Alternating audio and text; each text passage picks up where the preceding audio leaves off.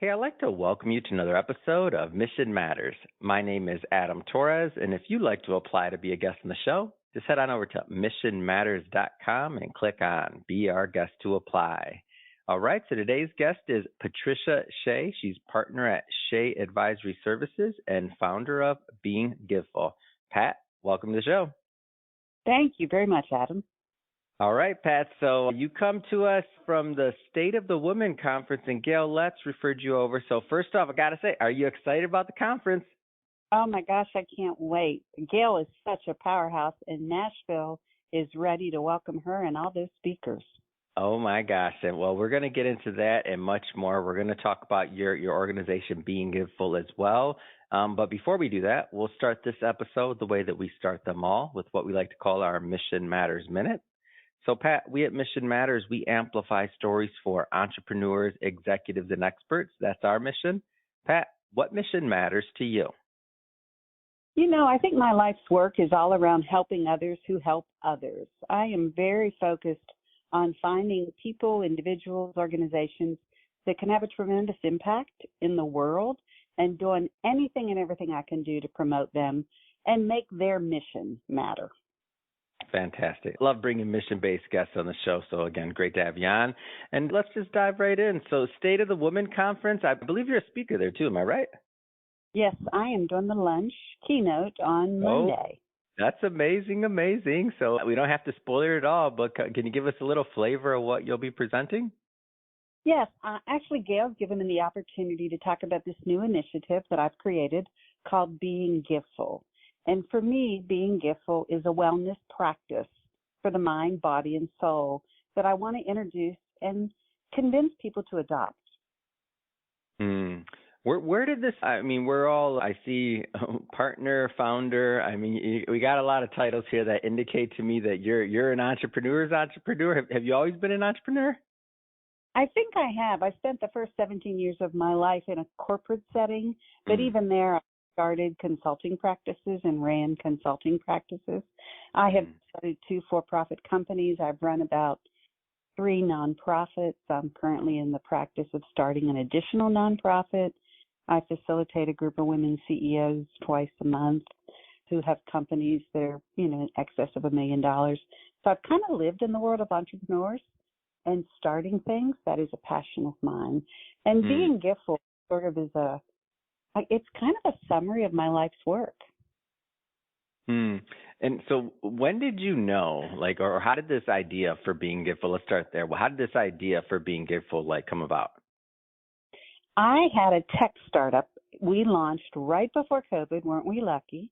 And that tech startup was focused on automating workplace volunteering and giving.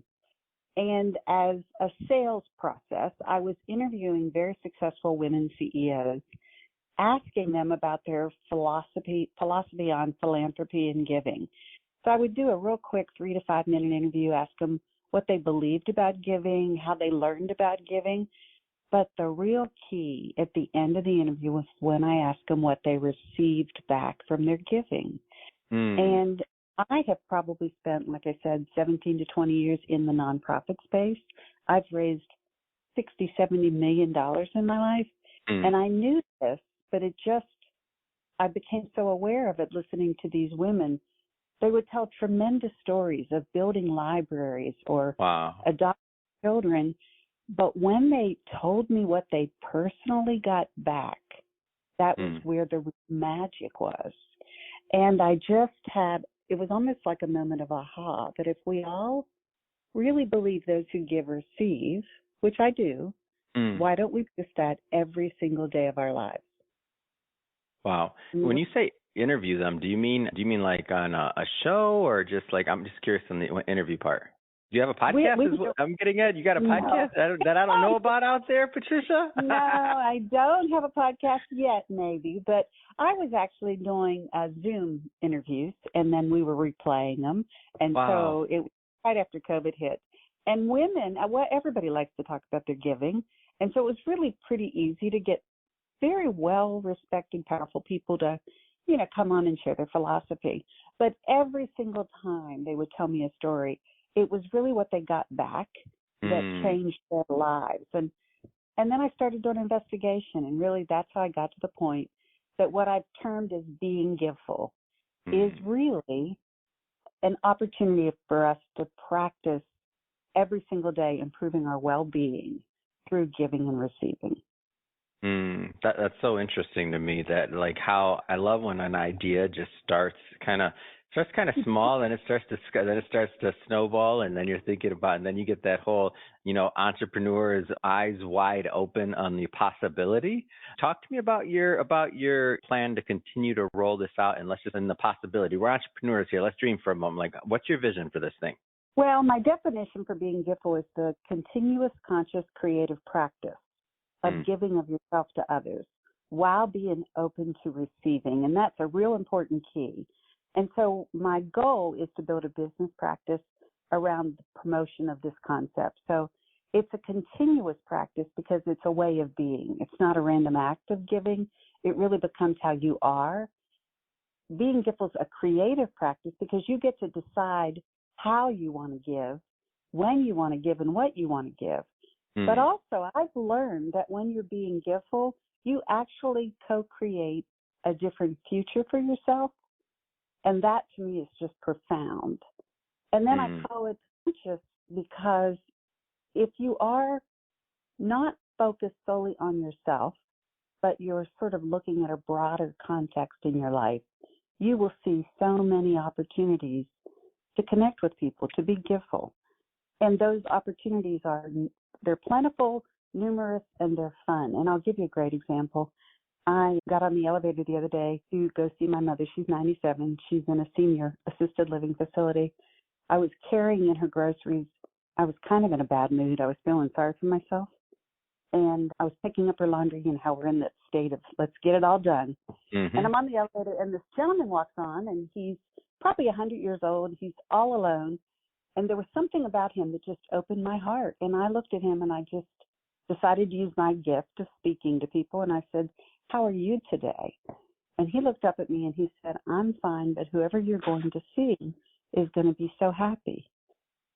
And Mm. that just brought me alive. It changed how I felt about that whole experience. And then he got off the elevator and I kind of caught up with him pretty quickly. And I said, "I'm sorry, sir, I'm not following you." And he said, "Don't worry, that happens every time I meet a pretty woman." I started laughing so hard. So within about 3 minutes, all I did was speak to a gentleman who was all alone. And Mm. what he did to me is he saw me for the work I was doing for my mother. He Mm. made me laugh. He called me pretty. And then he changed my interaction with my mother because I was in a much better mood when she opened that door. And that probably changed my mother's interaction with everybody she met for the rest of the day. Mm. So it's a choice we have to be giveful.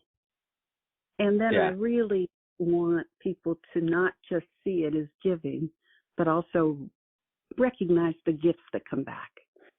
See what they got in return, sort of from the universe. It's not transactional. It's not like I do this for you, you give me something back.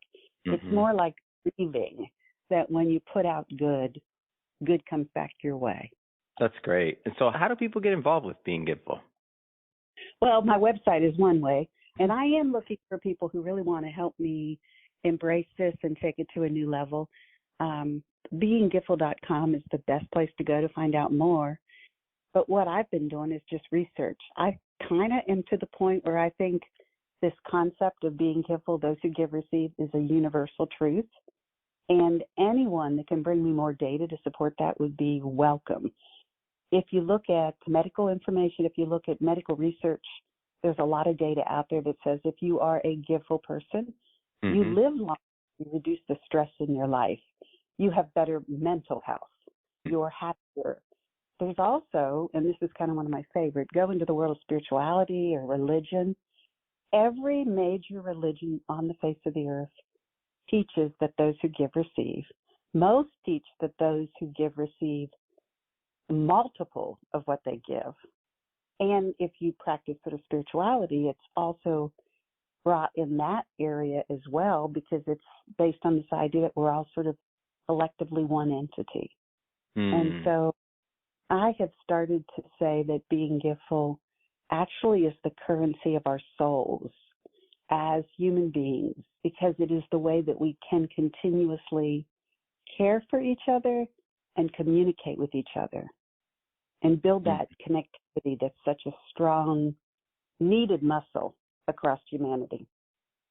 I'm so interested in this. So you're in the research phase, and you've been in the research phase for a while now. That being said, is there anything that you were kind of digging at? Obviously, you knew you had something else you want to kind of gone down that path. But sometimes when you start going down that research path, things just kind of surprise you. Those aha moments are, oh, I didn't know that, or oh, like, was there any moments or things that surprised you as you've been in that research stage? A couple things. I had sort of always known that idea of being giveful was in the religious spiritual realm. I wasn't surprised to see it in physical and mental health. I have been sort of surprised to see how present it is in all science. Like, breathing is an example of being giveful, because you breathe in and you breathe out, but you breathe in oxygen that's been gifted to us. And our breathing out helps the world, with photosynthesis, and keeps the world green and our plants alive. And we don't even recognize that as a being giveful activity. So I'm always surprised. I find it this organizing principle in botany, and I find it in biology. And I now there's a family joke about, is this being giveful? And so I see it almost everywhere. And I've started calling it a universal truth. And there aren't many things I consider to be a universal truth. So I'm testing that theory. But the idea that those who give receive shows up, whether you're reading about Mother Teresa or Buddha or Jesus Christ, but it also shows up when you're reading Emerson or if you're reading Paul McCartney's biography. I mean, it's amazing where this concept continues to be present for me. And it does seem like everybody believes it. It's always true. And there's just a ton of proof. So the research just continues to broaden. Oh my gosh, yeah, I'm a Paul McCartney fan. So when you said that, I'm like, what do you? It was in his biography? I think in the lyrics of his, you get the love you give, you get the love you give. I'm trying to think the exact lyric, but yeah, in his music, he talks a lot about the love you get is the love you give. Yeah. So. It's great, and I love the concept because you use universal truths. I mean, I've always thought of it as kind of like a principle. I don't know. I'm not claiming I have the definition in both of those and which one it should be, but I feel like what you're doing here by bringing this amount of attention and this focused energy to being giveful, I feel like it has to also be kind of like very personally rewarding as well, like leading this project. Like, have you experienced that? Yes. In fact, as I opened with, I think my goal in life is to help others help others.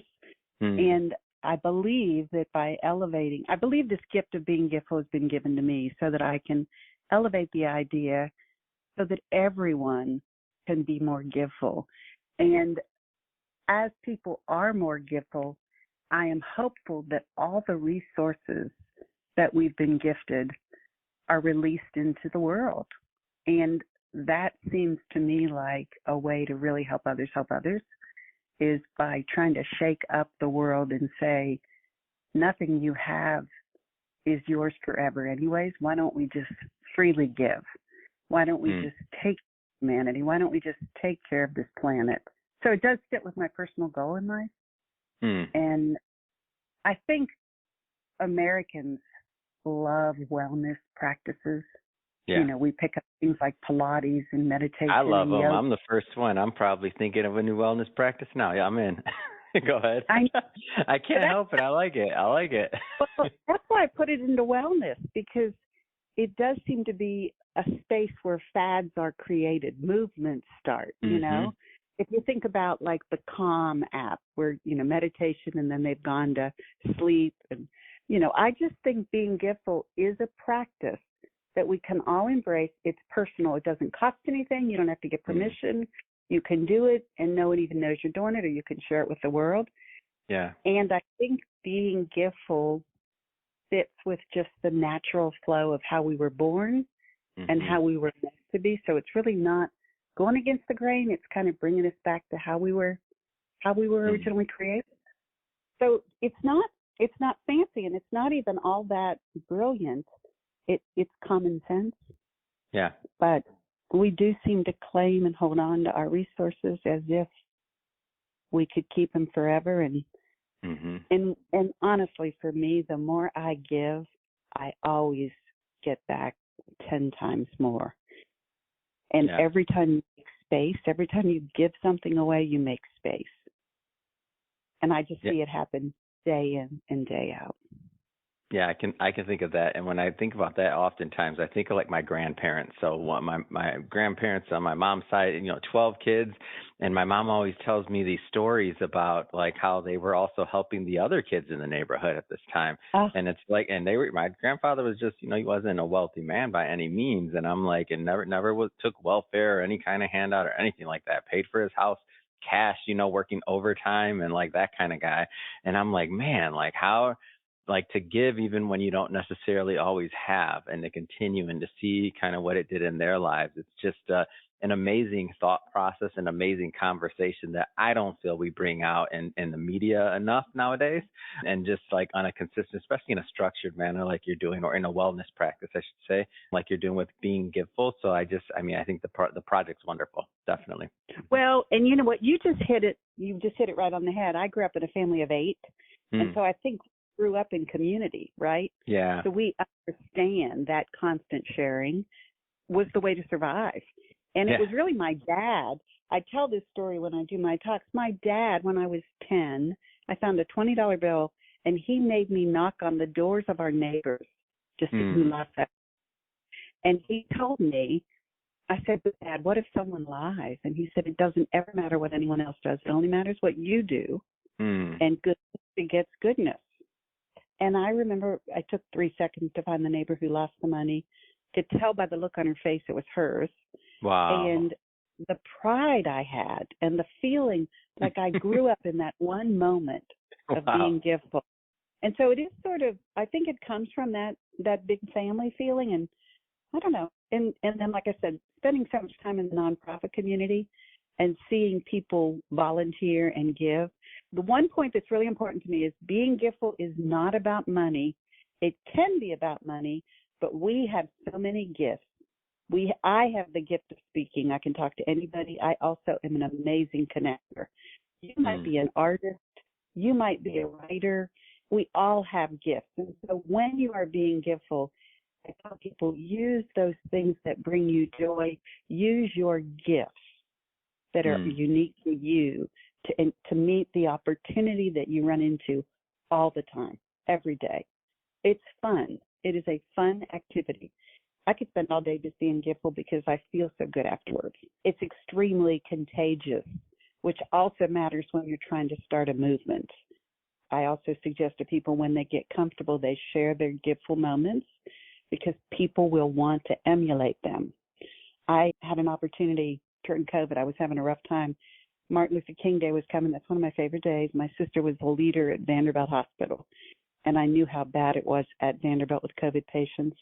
I said to her, I think I'm going to do something for the workers at Vanderbilt on Martin Luther King Day. Do you think I could buy them lunch? Now, I was thinking 100 people. 350 people later, this was great. I found a restaurant who offered to donate the food during the worst time a restaurant could ever be in existence. And I turned them down, and I said, no, I'm going to pay you. I just need you to follow 17 pages of protocol.